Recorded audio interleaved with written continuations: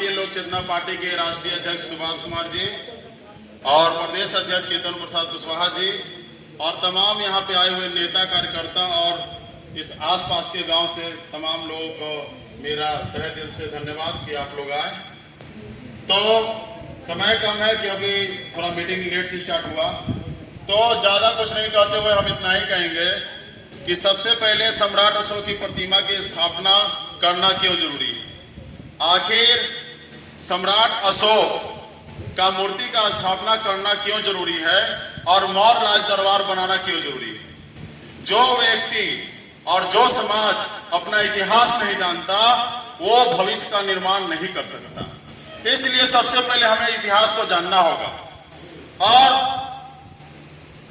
जो अभी पार्क के रूप में कुम्हार पार्क, इको पार्क, ये सब नाम से पता नहीं चलता कि सम्राट अशोक वहां से पूरे अखंड भारत का निर्माण किए होंगे।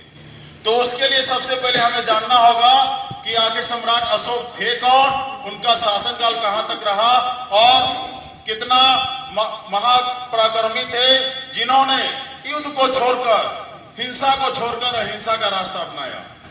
आज देख रहे हैं इजराइल में युद्ध चल रहा है। एक देश इजराइल पे पहले 5000 बम से लोगों को, आम लोगों को मारा गया और फिर इजराइल क्या किया, वहां भी बमबारी कर रहा है। लेकिन वहां के आम जनता, चाहे इजराइल के हो, चाहे फिलिस्तीन के हो या गाजा पट्टी का हो, उसमें आम जनता का कोई रोल नहीं होता। सिर्फ वहां के कुछ वर्चस्व लोगों के लिए ये आम जनता को मारा जाता है, क्योंकि वहां के बच्चे मारे जा रहे हैं, वहां के महिला मारे जा रहे हैं। तो महिला तो किसी भी शासन में किसी का कोई रोल नहीं रहता, बच्चा का नहीं रोल रहता। तो इस युद्ध में बच्चे और औरतों को क्यों निशाना बनाया जाता है। इसीलिए सम्राट अशोक ने सोचा होगा कि ये युद्ध नीति जो है हमारे समाज को, जो मानव जाति है, इसे एक न एक दिन ले जाएगा, खत्म कर जाएगा। इसीलिए उन्होंने अपने आप को अहिंसा को छोड़ते हुए अहिंसा का रास्ता अपनाते हुए, बुद्ध धर्म अपनाते हुए पूरे विश्व में बुद्ध का निर्माण, बुद्ध धर्म की स्थापना के लिए पूरे विश्व में भेजे अपने पुत्र और पुत्री को। ये ऐसा नहीं थे कि सिर्फ राजा थे। एक व्यक्ति अपने बेटा और बेटी को श्रीलंका भेजते हैं और भेजने के बाद वहां का पूरा श्रीलंका आज पूरा बुद्धमय हो चुका है। यानी कि ये न सोचे हम लोग कि जो संख्या आज कम है तो हम लोग कम है। एक आदमी 100 पे भारी होता है, ऐसी भी कहावत है, एक बिहारी 100 पे भारी।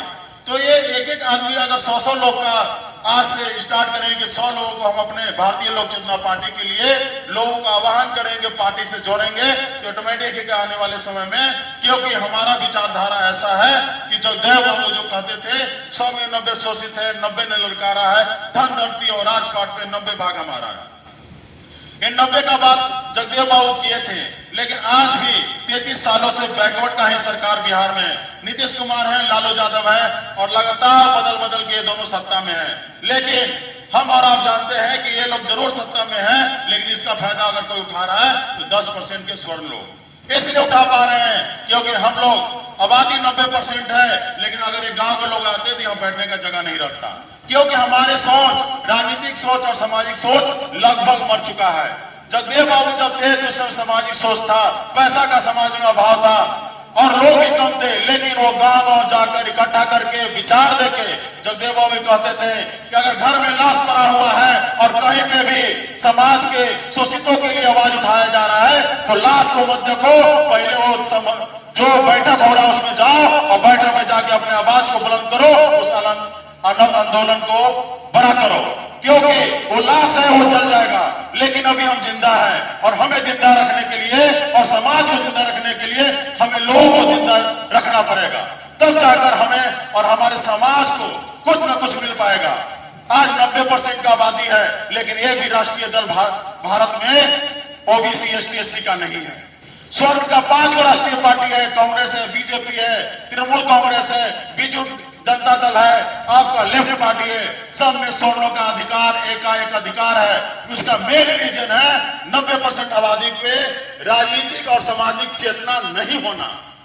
राजनीतिक और सामाजिक चेतना नहीं होना, जब तक हमारी वाइफ शशिकला कुमारी बोली कि जब तक हम लोग समाज में अपने साथ अपने वाइफ को इंक्लूड नहीं करेंगे, क्योंकि ऐसे भी कहा जाता है कि जिस घर की महिला पढ़ी नहीं होंगे उसका परिवार पढ़ने में असमर्थ होगा, उसका जनरेशन नहीं पढ़ सकता। इसलिए पुरुष से ज्यादा महिलाओं को पढ़ाने की आवश्यकता है। अभी केंद्र सरकार ने 33% आरक्षण दे दिया, तो दे तो दिया 33%, क्या बैकवर्ड की कोई महिला विधानसभा और लोकसभा में जा सकती है? नहीं जा सकती, क्योंकि न उनको राजनीतिक समझ है न सामाजिक समझ है, न राजनीतिक समझती है न सामाजिक समझती है। लेकिन फेसबुक पर आज का ऐसा कोई परिवार नहीं है जो फेसबुक पर अपने वाइफ के साथ अपने बच्चों के साथ पोस्ट करता हो। जब दुनिया को अपने परिवार को दिखा सकते हैं, तो जब समाज के बीच में लाने में दिक्कत क्या है? जब समाज में ही हम अपने आप को शादी ब्याह सारा चीज करते हैं और हर समाज में दायित्व है कि महिलाओं को आगे लाएं।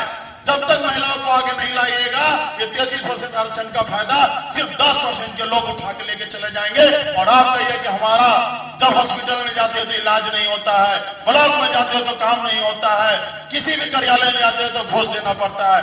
90% आबादी रहते हुए सिर्फ एक कारण है, सामाजिक और राजनीतिक चेतना का जागृति नहीं होना। फेसबुक पर तो जागरूक हो चुके हैं, पूरे वर्ल्ड को हम लोग बताते हैं कि ये मेरा फैमिली है, यहाँ घूमने गए वहां घूमने गए, लेकिन विचार से लैस नहीं रहिएगा तो आज न कल आपका स्थिति और बद से बदतर होने वाला है। अभी भी गरीबी रेखा का सेंसस आया है, कल आया है। पहले 2014 में गरीबी रेखा में 74वां स्थान पे भारत था, आज 111वां स्थान पे चला गया है। 125 देश में 111वां स्थिति है हम लोग का। मीडिया और न्यूज चैनल आपको दिखाती है कि इस देश में पाकिस्तान में 250 रुपया अनाज